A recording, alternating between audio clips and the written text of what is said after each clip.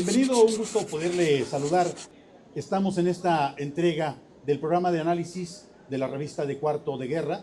Yo soy Alberto Osorio Méndez y me da mucho gusto poderle saludar en esta ocasión desde el interior de la edición número 39 de la Feria Internacional del Libro, que se lleva a cabo desde las instalaciones de la Expo Guadalajara. Y es un honor y un gusto poder saludar en esta ocasión a un amigo entrañable, Edgar Muñoz Serrano. Él es corresponsal de una televisora en Estados Unidos, Telemundo, que de alguna forma, no sé si esté en lo correcto, pero le hacía una fuerte competencia a Univisión. Hoy me da la impresión de que los están dejando solos con lo que es la atención a la audiencia latina, pero bueno, yo no me meto en ese tipo de rollos. El asunto es que Edgar Muñoz Serrano viene a la Feria Internacional del Libro, me está platicando que es la primera vez que asiste a la FIL y él viene a presentarnos un libro de un tema que es su especialidad. Este libro que usted ve es justamente el trabajo de una gran cantidad de horas, de días, de meses y de años de lo que ha sido justo la labor de Edgar Muñoz. Los Nadie, así se llama. Y aquí habla de lo que ocurre en las entrañas de la migración en los Estados Unidos. Edgar, muchísimas gracias por acompañarnos en esta ocasión desde la Feria Internacional del Libro. ¿Cómo estás? Bien, muy contento evidentemente saber que estoy aquí contigo en el sindicato del ODG, porque este libro me ayudó a realizarlo la Universidad de Guadalajara. Ahí vienen los créditos. Colaboró, se interesó, porque actualmente pues los migrantes, tú lo sabes, viven bajo acoso, bajo persecución, principalmente el inmigrante hispano, por no decir solamente mexicano. En Estados Unidos se vive un momento difícil, donde los inmigrantes sin documentos, no los documentados, sino los indocumentados, son perseguidos, incluso han separado familias, padres de sus hijos, y que han sido deportados. O sea, familias enteras deportadas. Claro, o sea, estamos hablando de, todos los días el propósito del presidente Donald Trump es deportar 3,000 por día, 3,000 inmigrantes por día. Y claro, aquí muchos son deportados, son papás de niños, que muchos, por ejemplo, tú te vas a Estados Unidos, yo soy un inmigrante, pero documentado, digamos, pero me voy allá, tengo hijos allá, me deportan a mí, pero no a mi hijo. Entonces hay una separación de familias. Y entre esos niños pequeñitos, Beto. Bueno, aquí está una primera interrogante, una ecuación que tú estás manifestando. A ver, los muchachos de la preparatoria número 13 que nos acompañan desde el SAUS, aquí en el stand del Sindicato de Trabajadores de la Universidad de Guadalajara, a quien le agradecemos que nos den cabida. Ayúdenos a hacer esta división. Si son 3,000 personas las que deporta diario el gobierno de Donald Trump, ¿cuántos se van cada 24 horas o cada hora? ¿Quién nos ayuda? Se las dejamos de tarea mientras seguimos con la entrevista, a ver quién nos da el dato, ¿no? Edgar, ser de Tepatitlán, de alguna forma el ombligo de lo que es la migración en el estado de Jalisco y en la zona norte, ¿te ha dado más herramientas para hacer tu trabajo para Telemundo? ¿Te ha permitido tener algún tipo de privilegio? O, discúlpame que te lo pregunte así de esta manera, también hay que chingarse. Bueno, yo me creo un inmigrante. Yo soy de la Tierra Roja, que mi manta de Jalisco, que está como 40 minutos de aquí. Hay es que Estados Unidos tiene diferentes tipos de migraciones. Incluso yo le quiero preguntar a los jóvenes que están aquí, levanten la mano los que tienen un pariente migrante. Todos, hasta tú, Beto. Todos tenemos un pariente migrante. Entonces, eso habla de la relación que hay del migrante con nosotros. Es más, yo puedo asegurar que muchas de las familias son mantenidas por los migrantes de allá con las remesas. No nos vayamos tan lejos. Hace 10 años México vivía de 3 cosas fundamentales. El petróleo era el principal ingreso para México como exportación. 2, el turismo, Producto Interno Bruto. Y 3, las remesas. Hoy dime, ¿de qué vive México? De las remesas. Es el número 1 a nivel nacional. Bueno, tiene razón, tiene Tiene razón. toda serían cuatro. Bueno, es eso. O sea, si no es el narco que te ayuda ahí a mover, son las remesas de los inmigrantes, los que te ponen un kiosco, los que te pavimentan una cuadra, los que mantienen las familias en Michoacán, en Zacatecas, en Jalisco. De eso viven. Entonces, de ahí la importancia. Obviamente tú me preguntas una zona donde es migratorio, ya no solamente de México migra, sino de diferentes países. Hablo Colombia, Venezuela, Haití, Perú, Ecuador, Argentina, ¿no? Entonces, acuérdate que el norte jala al sur porque tiene más posibilidades. ¿Y por qué te vas de inmigrante? Por oportunidades. Yo cuando era estudiante, que hace buen rato, ya porque ya tengo canas, no existían universidades en Tepatitlán, no había. Ahora hay universidades del ODG, de la UNIVA, de otras corporaciones. Son las oportunidades lo que te hacen irte. ¿Por qué la gente se va de migrante a Estados Unidos? ¿Por qué crees?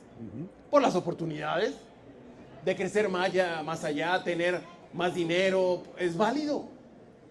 Y eso no solamente lo piensa el mexicano, lo piensa el guatemalteco, el salvadoreño más o menos ha sido estable. ¿Qué decir de las dictaduras? Nicaragua, de Venezuela, del mismo Cuba. ¿Por qué se van? Porque no encuentran oportunidad de crecimiento, mejores desarrollos en sus comunidades. Entonces eso ha crecido. Bueno, hacemos esta primera pausa y para ver si los muchachos de la preparatoria número 13 del SAUS de la Universidad de Guadalajara ya nos tienen esta ecuación. Si son 3,000 personas que está deportando diario Donald Trump, ¿cuántos son los que se deportan cada hora? Volvemos. Bueno, ya tenemos la ecuación, gracias a los muchachos de la preparatoria número 13 que dicen que están en el SAUS. Es uno de los barrios más bravos, Sí. Bueno, hoy no fueron a clases, andan por acá. Se los trajeron todos acá o se vinieron de pinta. Un paneo aquí para que sepa quiénes van. Ahorita hacemos un paneo para que se vieran. ¿Cómo te llamas? Regálanos tu nombre y gracias por estar con nosotros. Yo me llamo Jazmín ¿Jazmín qué? Chávez. Jazmín Chávez, ¿de qué grupo? ¿De qué? O sea, danos pormenores completos, por favor. Bueno, en una actividad de la preparatoria nos mandaron a venir a entrevistas, a diferentes entrevistas, y pues tenemos que, si participábamos, pues era un plus, pero hacer como pequeñas anotaciones de lo que vimos y con ello hacer nuestro proyecto final. Ok, Mira. muy bien. Bueno, pues tú ya tienes esta división que pedimos. Sí, tenemos una división como resultado de 125 personas por hora que fueron deportadas. Muy bien, pues muchas gracias. Mira, la están grabando para que quede testigo Que de quede que están testigo. haciendo. A ver si puede hacer un paneo nuestro camarógrafo. No, van de a los correr, muchachos. van a No corran. correr. Siéntense, por favor, que se vean que sí vinieron. Levante la Bueno, mano. Levanten la mano ahí para que salgan, ¿no? Están haciendo Mira, la tarea. la chica de allá nos está tomando también o está haciendo un selfie. Pero bueno, muchas gracias. Bueno, pues yo ahí- quiero hacer una acotación ahí. Esa es la cifra esperable de Donald Trump para conseguir, pero no le han dado los resultados. Por eso es que empieza a tomar medidas con la gente que tiene una green card, que no es ciudadano, para tratar de llegar a eso. También, no sé si han visto por televisión o por redes sociales, cómo los detienen cuando van a las cortes, que después de tener una cita migratoria los detienen, o cómo, a mí me toca cubrir, que yo soy reportero en Los Ángeles, cómo en los Home Depot llegan, los detienen de una manera muy cruel, muy ventajosa, y van con la cara cubierta, con armas, van con chalecos a veces no identificados y lo sujetan. Y se ha comprobado, porque hay investigaciones de medios de comunicación, cadenas importantes, donde la mayoría de los detenidos no tienen delito criminal. Digo que iba a reportar justamente a deportar a gente con antecedentes criminales, malvados, narcotraficantes, y en realidad no es así. Pero quiere llegar al número, y esa es la intención, ¿no? Y no importa qué tengas, pero si no tienes papeles, no eres bienvenido en Estados Unidos. Entonces, hay la discusión esta de si por el color de la piel, por si hablar español, solo por hablar español, porque detienen gente ambulante, al taquero, al que está jornalero ahí. No se han metido a los campos, se han metido algunos, pero no todos, porque ahí están los grandes productores. Mira, Román, de la UNIVA. Bienvenido. Es eso, o sea, es muy selectivo, pero es el objetivo, deportar el mayor número de personas pero que ya empieza a tener efectos negativos en la comunidad. Ya le empiezan a, no, el americano no ve tan bien que se lleven a su jardinero, porque no ha hecho nada malo, que se lleven a su trabajador de la esquina, y sobre todo sabiendo que esa gente es buena, que lleva 25, 30, 40 años. Muchos de los parientes de nosotros que son migrantes, no fueron ayer, llevan décadas, que han hecho familias ahí, que ya son abuelos de muchos ciudadanos, entonces, y que a ellos por no poderse regularizar son víctimas de esta persecución. Bueno, de esto versa este libro que escribiste. ¿Cuánto tiempo te llevó? ¿Qué es lo que traes en las hojas de este texto? ¿A quién se lo dedicas? Yo recuerdo una de las últimas veces que me tocó preguntarte si tenías imágenes de lo que estaba ocurriendo. Me impresionó muchísimo una situación que parecía una cuestión sacada de la ficción de algún libro. Cuando empiezan a encarcelar niños y los empiezan a meter en jaulas. Y dices, a ver, ¿de qué se trata esto, no? Un niño enjaulado. O sea, ¿qué tipo de gobiernos se dedica a enjaular niños porque son descendientes de migrantes? ¿Qué es lo que tú escribes aquí? Bueno, eso fue en la época de Obama, cuando los pusieron como en la frontera, y me tocó cubrir el Valle del Río Grande, lo que es McAllen, cerca de Matamoros, lo que es, donde muchos niños que llegaban solos, como no tenían con quién, los enjaulaban, le ponían rejas. Pero eso ha venido... Como si fueran animales, sí. Ahora este libro, Los Nadien, el nombre de Nadien viene de un familiar de las víctimas de los Nadien, que son los doblemente invisibles, ahorita explico por qué. El señor le pregunté, bueno, ¿cómo se percibe ante esta situación? Ahorita explico el problema. Y él decía, es que soy papá de un Nadien. Normalmente podría ser que esté equivocado la expresión, porque se dice nadie, no nadie. Pero me gustó, eso refleja. Te refleja de dónde vienen este tipo de migrantes. Los nadie o doblemente invisibles son aquellos que nacieron y no fueron regularizados al nacer, no les dieron acta de nacimiento. Ustedes pueden pensar, ¿eso? ¿Pero cómo puede existir eso? Bueno, hay comunidades como Oaxaca, como Guerrero, como Chiapas, donde viven en zonas alejadas y no pueden ir a un registro civil. Y viven en esos entornos, se van a Estados Unidos con el bebé en brazo y allá tratan de regularizarlos, pero no se pueden regularizar. Dicen, a ver, tu acta de nacimiento. No, pues no tengo. Esa gente a veces no puede ir a la escuela después de primaria, porque la primaria sí lo aceptan. No pueden subirse a un avión, no se pueden casar, no pueden entrar a un hospital para ver que su hijo ha nacido, no se pueden casar, no se pueden morir, porque no tienen una personalidad jurídica. Ajá. O sea, ¿no? Alberto Osorio en este momento desaparece tu estado civil y de derechos. No existes. Oye, que yo quiero que me entierren en Zapopan. Pues no, porque no tienes esa decisión. Entonces, eso le ha pasado a mucha gente, mexicanos principalmente. Son 7 historias de en diferentes momentos, incluso de una hondureña que venía de migrante, cruzó la frontera con una coyote, pero 4 horas antes de llegar a Texas tuvo el parto y la llevaron, la coyota es eso que no la dejó ahí sola, la llevó a un hospital del Seguro Social, nació ahí la niña y al día siguiente se escaparon y cruzaron la frontera, pero sin papeles. Eso ha cambiado ya. Ajá. Eso ha cambiado porque ya ahora incluso hasta las madrotas o madronas les dan ahora un número para que la gente se pueda registrar. También anteriormente no se podía sacar actas desde Estados Unidos. Es que tú podrías decir, bueno, ¿y por qué no saca el acta de nacimiento? Sí, pero si estoy de migrante, si estoy bien documentado, ¿cómo quieres que le haga? ¿Me vengo a dónde? ¿Aquí a Guadalajara y la saco? Pues estoy de migrante en Estados Unidos. Eso ha evolucionado y afortunadamente ya se pueden sacar actas de nacimiento en los consulados. Entonces son 7 historias realmente increíbles de formas tan distintas en que ellos enfrentan este problema y que sobre todo han logrado revertir y ahora es gente exitosa.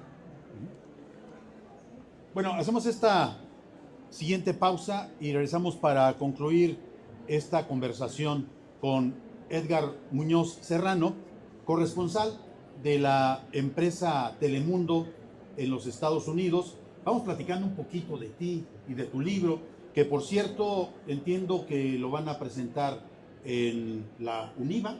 Sí, en el stand de la UNIVA. La presencia que tiene aquí la Universidad del Valle de Atemajac. Ya vimos por aquí a uno de los maestros que está viendo, a ver si es cierto que estabas presente, Edgar. Me vine a tomar lista. Román Ramírez, Sí, por sí, aquí sí. andaba. Bueno, una pausa y regresamos para concluir. Bueno, si usted apenas nos está iniciando a sintonizar, le digo que en esta ocasión la revista de Cuarto de Guerra, en lo que corresponde a la sección del análisis, estamos platicando con Edgar Muñoz Serrano. Él es corresponsal de la empresa Telemundo en Estados Unidos, quien visita por primera vez, según su dicho, la Feria Internacional del Libro en lo que corresponde a la edición número 39 de la FIL Guadalajara. Y a mí me sorprende. Yo a Edgar lo conocí aquí en Guadalajara, corrían por todos los medios de comunicación todas las noticias de la tragedia del 22 de abril.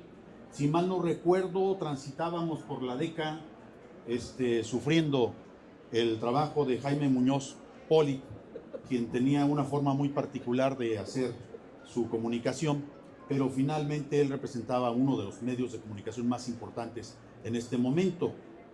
¿En qué medios trabajaste en Jalisco, Edgar? Bueno, aquí yo estudié en la UNIVA, mi alma mater, donde repetimos, está Román aquí, él era mi director de carrera, y después yo trabajaba en Bimbo de Occidente, yo hacía el Osito Bimbo. ¿En serio? El Osito Bimbo ahí yo lo repetía y todo ahí, eso me dedicaba. Después Gabriel Jiménez Remus, ya falleció, fue embajador de México en Cuba, y él era diputado del PAN, me invitó a ser jefe de prensa del Congreso ahí de cuando él estaba. Estuve ahí, pero yo entré, fíjense muchachos, yo entré a un concurso de radio y saqué el tercer lugar. Y me habló Jaime Muñoz, oye, Edgar, quiero hablar contigo, la secretaria. Le dije, no me hable a mí, háblele al del primer lugar, yo saqué el tercero. ¿Por qué me habla a mí? No, que quiere hablar contigo. No, háblele al primer lugar. Y otra vez, oye, pero que quiere hablar contigo. No, pues yo saqué el tercero, ¿por qué? Que le hable del primero. Bueno, total, me localizaron y me dijo, oye, ¿no quieres trabajar en la radio? Y ahí empecé en Radio Grupo DK. Me tocó las explosiones de abril, del 22 de abril, 1992 fue. Correcto. Y desde ahí me habló otro, por cierto, para que vean, nunca uno sabe cuando hace algo cómo Hasta te dónde. puede favorecer o perjudicar, ¿no? Otro de los maestros de la UNIVA era director de Radio Centro en México, que era Juan María Naveja, y me dijo, oye, a través de ahora uno que es vocero de Canal 11, Alberto Nájar, me dijo, mira. me dijo, oye Edgar, ¿por qué no te viniste a la Ciudad de México? Me fui a trabajar allá a Radio Centro por un año supuestamente. De ahí me fui a estudiar a la Universidad Complutense España, me fui a Georgetown, a Washington a estudiar. Me llevaron a TV Azteca, a México. De ahí me llevaron de presentador a Los Ángeles. Regresé como corresponsal a Univisión ya en la Ciudad de México. De ahí me vuelven a llevar Telemundo a Los Ángeles. De ahí a Texas y luego a Los Ángeles otra vez. Entonces, ahí son los medios que he estado. Canal 6 estuve un ratito ahí. El programa se llamaba Aquí Guadalajara con Jaime Muñoz Poli. Sí, cómo no. Pero la verdad que muy contento de regresar a Guadalajara, de valorar, porque a veces no se le da el lugar. Los periodistas de Guadalajara han sido con mucha trascendencia. Hay mucho periodista de Guadalajara en Estados Unidos. Son muy valientes, muy reconocidos, buenos investigadores hay aquí. Entonces todo eso me he llevado. Ahora, lo del libro. Hace rato Román sembraba unas preguntas tratando de ayudar, ¿no? Metiendo aquí mano, Sí, sí. por Román Ramírez. Mira, esta es la historia, para que lo vean, el de Kellin, la que se quedó en la frontera. Pero hay otras historias, de Pascual, por ejemplo, que él se dio cuenta que era indocumentado cuando iba a entrar a la preparatoria. Él no sabía que era indocumentado. Otro, por ejemplo, Guadalupe, él era rufero. ¿Saben lo que es un rufero en Estados Unidos? No. Del roof, que atiende los techos. Eso, es un rufero. Ajá. Él tenía 35 empleados y no tenía identidad. Entonces, ¿cómo le hacía? Él daba el nombre, por ejemplo, un coche lo registraba con el amigo, con el hermano, a veces lo robaban. Pero él no, y él aprendió, yo le decía a él, a Guadalupe, que vive en Chicago, por cierto, que no lo quería ni su papá porque no lo bautizó, no lo llevó a la escuela. Cuando migró a Estados Unidos, él aprendió a hablar español en las comandas del restaurante que trabajaba, o sea, tostada de pata, y ahí tostada de pata, o sea, él aprendió a hablar español, a escribir español, para que veas cómo, y ahora es un empresario. ¿Por qué se imaginaba cuando decía tostada de pata? Bueno, pues no. ¿Era un asunto que tenía que ver con los aztecas? No. Él era cocinero. Ajá. Entonces aprendió que la tostada de pata era la tostada de pata. Entonces así aprendió a hablar español, escribir español. Y ahora él sin duda, dices, ¿cómo él logró eso? Y a veces no valoramos el entorno que tenemos. Por ejemplo, los muchachos de la universidad que tienen nombre, apellido, jamás imaginarían que gente de carne y hueso como ellos no tienen identidad, que no existen legalmente y que les ha costado, por ejemplo, este niño, en Chicago también le decían nigger. Nigger es negro, ¿no? Ajá. Pero era una manera de acoso. Y también con él se logró el acta de nacimiento. Otro, por ejemplo, un pastor que se quedó, de chiquito se quedó sin mamá, a los 5 años, eran 11 hermanos, el papá era narcotraficante y lo metieron a la cárcel, entonces se dividieron la familia así literal, mitad para acá, mitad para allá, y se va con el hermano y tal, se sale a la calle, y él en una etapa de transformación llega a la policía y se entrega, y le dice, oiga, yo me quiero entregar porque soy un pandillero, un delincuente. ¿De verdad te quieres entregar? Pon tu güey aquí. 33 nombres le encontraron. Entrada y salida. Él vivía en Laredo, Nuevo Laredo. Él ya falleció de cáncer, se convirtió en un pastor. Y era un pastor de una iglesia. Pero miren cómo evolucionan las historias, cómo se transforman, para bien o para mal. Y así, ¿no? Te puedo contar la de Pascual, por ejemplo, que estudió leyes después de conseguir el acta de nacimiento. Yo me senté con secretarios de gobernación, con candidatos a la presidencia de la República, con funcionarios con cónsules, embajadores, para que ayudaran a hacer el acta. Y eso ayudó también a que hubiera una transformación en el Congreso y se pudiera dar actas de nacimiento a la gente. Entonces, ha sido una evolución, ¿no? Yo me he quedado con eso. No solamente las historias, sino tienes que buscar un cambio en lo que estás hablando. No te quedes solamente con denunciar un hecho, sino tratar de que esto cambie, Beto. Bueno, hacemos este último corte y regresamos para tratar de redondear esta... bueno, Edgar nada más venía a presentarnos su libro y ya nos está dando toda una conferencia. Vamos aprovechándolo y vamos también tratando de resaltar algo de todo lo que esconde la comunidad migrante en los Estados Unidos. Una serie de historias que aquí él nos presenta 7, pero cualquier periodista que se mete a tratar de hurgar un poco en la gran cantidad de historias que hay por parte de la comunidad latina, de los mexicanos, de los que habitan sus familias en la zona de los Altos, en la zona del sur, en el área de lo que es también la franja esta de Ciudad Guzmán hacia la costa, es muy interesante. Le doy un datito nada más antes de irme a esta pausa. En Chicago me toca conocer un señor que diario en la mañana pasa a las 5 de la mañana por un punto específico, en donde siempre se encuentra en la misma esquina a una mujer. Y el hombre siempre piensa, pobrecita, diario pasan tarde por ella para ir a trabajar. Le cuento la historia en un ratito. Bueno, estamos de regreso, estamos platicando con Edgar Muñoz Serrano. Él es corresponsal de Telemundo, una de las principales televisoras de habla hispana en Estados Unidos, y muy interesante lo que uno se encuentra. Le platico brevemente 2 anécdotas de lo que me tocó conocer como reportero, trabajándole a Televisa aquí en Guadalajara. En una ocasión vamos y era un asunto donde se conmemoraba el 60 aniversario del movimiento de los braceros. Yeah. Y nos reciben en Chicago algunas familias, entre ellos don Camerino González. Un asunto que publicamos en nuestra más reciente revista de Cuarto de Guerra. Al señor era de Tepatitlán, de San José de Gracia, si mal no recuerdo.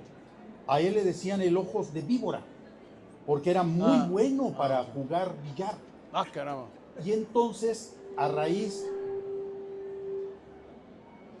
de lo bien que le iba, empezó a juntar dinero y después puso una taquería que todavía existe ahí en Chicago, se llama Los Comales.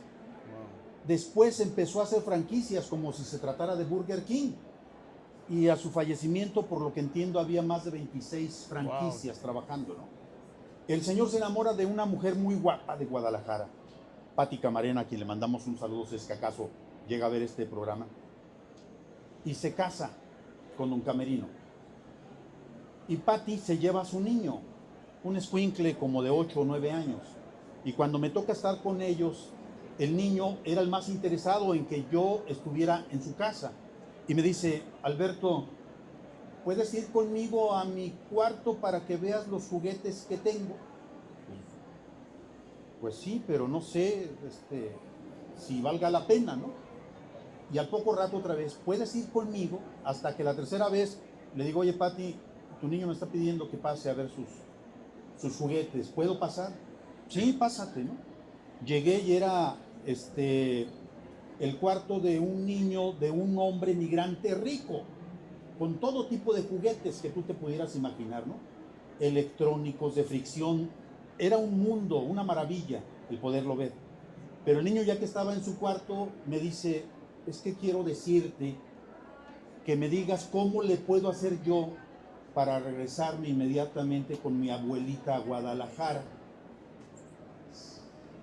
Por supuesto que yo no tuve absolutamente ninguna respuesta que darle al niño, ¿no?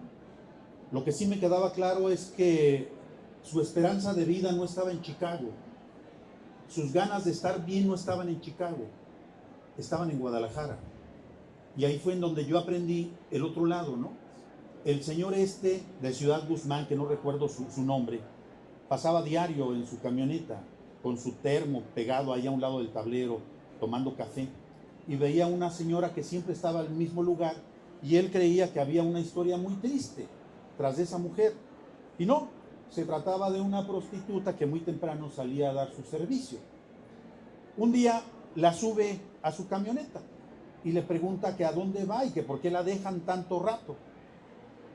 La señora era polaca, no hablaba inglés, el paisano de Ciudad Guzmán tampoco hablaba inglés, y se entendieron muy bien en la cama, tanto así que hicieron vida, un migrante de Ciudad Guzmán y una polaca.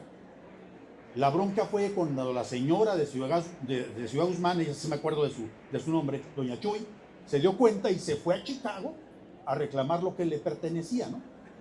Y el señor tuvo que regresar y dejar a la polaca. Pero bueno, ahí le dejo, para no extender. Estamos en clasificación A, Beto, o sea, Perdón, con estudiantes de la universidad. De la prepa 13. Pero déjame concluir con esto, Edgar. Quizás sea muy aventurado, pero quiero que me digas cuál es el momento más doloroso que te ha tocado vivir en toda tu historia de reportero, de periodista, en los Estados Unidos, en la Ciudad de México o quizá acá en Guadalajara, no sé. ¿Cuál es el instante más doloroso que te ha tocado enfrentar? Bueno, como corresponsal cubres muchas tragedias, huracanes, asesinatos, deslaves. Siempre la muerte de un niño, la separación de un niño te mata. Yo todavía lloro cuando veo una injusticia. Hay impotencia, pero también hay tristeza, porque le cortas la oportunidad de alguien que puede crecer y tiene una vida feliz. La distancia, como migrante, siempre te tiene, ¿no? Pero imposible yo de olvidar experiencias como la del 22 de abril, cuando estaban bajando niños ustedes lo saben mejor, en el centro deportivo. Me los daban a veces para detenerlos porque tenían que acomodar más muertos. Ver también muchas, por ejemplo, me acordé ahorita de Guerrero, de una mamá que a su hijo en Nueva York vivía, iba a salir del trabajo, y unos americanos de juego, 5 americanos, lo mataron a golpes con un bate. Y cómo regresó a Guerrero, una zona, la sierra, no sé si la Sierra Gorda, no sé bien, pero eran 5 horas para subir, y cómo llegó su hijo. Yo le pregunté a la señora: oye, señora, yo no encontraba la manera de preguntarle su sentimiento. Le digo: bueno, ¿qué siente que su hijo regrese? y me dijo, estoy feliz. Y yo, ¿cómo? Si regresó todo golpeado, muerto. Le volvió a preguntar, ¿y usted cómo se siente? Estoy feliz de que por fin regresa. Esa es la dualidad del migrante, es ¿cuándo estás de regreso? No quieres que tú, no quieres que se quede la gente allá. La gente... Bienvenido, un gusto poderle saludar. Estamos en esta entrega del programa de análisis de la revista de Cuarto de Guerra. Yo soy Alberto Osorio Méndez y me da mucho gusto poderle saludar en esta ocasión desde el interior de la edición número 39 de la Feria Internacional del Libro, que se lleva a cabo desde las instalaciones de la Expo Guadalajara. Y es un honor y un gusto poder saludar en esta ocasión a un amigo entrañable, Edgar Muñoz Serrano. Él es corresponsal de una televisora en Estados Unidos, Telemundo, que de alguna forma, no sé si esté en lo correcto, pero le hacía una fuerte competencia a Univisión. Hoy me da la impresión de que los están dejando solos con lo que es la atención a la audiencia latina. Pero bueno, yo no me meto en ese tipo de rollos. El asunto es que Edgar Muñoz Serrano viene a la Feria Internacional del Libro. Me está platicando que es la primera vez que asiste a la FIL y él viene a presentarnos un libro de un tema que es su especialidad. Este libro que usted ve es justamente el trabajo de una gran cantidad de horas, de días, de meses y de años de lo que ha sido justo la labor de Edgar Muñoz. Los Nadie, así se llama. Y aquí habla de lo que ocurre en las entrañas de la migración en los Estados Unidos. Edgar, muchísimas gracias por acompañarnos en esta ocasión desde la Feria Internacional del Libro. ¿Cómo estás? Bien, muy contento evidentemente saber que estoy aquí contigo en el sindicato del ODG, porque este libro me ayudó a realizarlo la Universidad de Guadalajara. Ahí vienen los créditos, colaboró, se interesó, porque actualmente pues los migrantes, tú lo sabes, viven bajo acoso, bajo persecución, principalmente el inmigrante hispano, por no decir solamente mexicano. En Estados Unidos se vive un momento difícil, donde los inmigrantes sin documentos, no los documentados, sino los indocumentados, son perseguidos, incluso han separado familias, padres de sus hijos, y que han sido deportados. O sea, familias enteras deportadas. Claro, o sea, estamos hablando de, todos los días el propósito del presidente Donald Trump es deportar 3,000 por día, 3,000 inmigrantes por día, y claro, aquí muchos son deportados, son papás de niños, que muchos, por ejemplo, tú te vas a Estados Unidos, yo soy un inmigrante, pero documentado, digamos, pero me voy allá, tengo hijos allá, me deportan a mí, pero no a mi hijo, entonces hay una separación de familias. Y entre esos niños pequeñitos, Beto. Bueno, aquí está una primera interrogante, una ecuación que tú estás manifestando. A ver, los muchachos de la preparatoria número 13 que nos acompañan desde el SAUS, aquí en el stand del Sindicato de Trabajadores de la Universidad de Guadalajara, a quien le agradecemos que nos den cabida. Ayúdenos a hacer esta división. Si son 3,000 personas las que deporta diario el gobierno de Donald Trump, ¿cuántos se van cada 24 horas o cada hora? ¿Quién nos ayuda? Se las dejamos de tarea mientras seguimos con la entrevista, a ver quién nos da el dato, ¿no? Edgar, ser de Tepatitlán, de alguna forma el ombligo de lo que es la migración en el estado de Jalisco y en la zona norte, ¿te ha dado más herramientas para hacer tu trabajo para Telemundo? ¿Te ha permitido tener algún tipo de privilegio? O, discúlpame que te lo pregunte así de esta manera, también hay que chingarse. Bueno, yo me creo un inmigrante, yo soy de la Tierra Roja que me manta de Jalisco, que está como 40 minutos de aquí. Hay es que Estados Unidos tiene diferentes tipos de migraciones. Incluso yo le quiero preguntar a los jóvenes que están aquí, levanten la mano los que tienen un pariente migrante. Todos, hasta tú, Beto. Todos tenemos un pariente migrante. Ajá.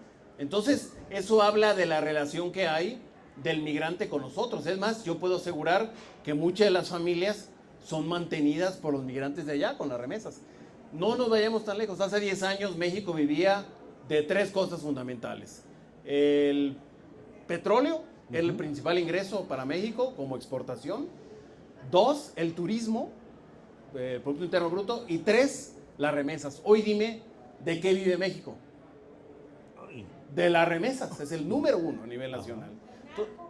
Bueno, tiene razón.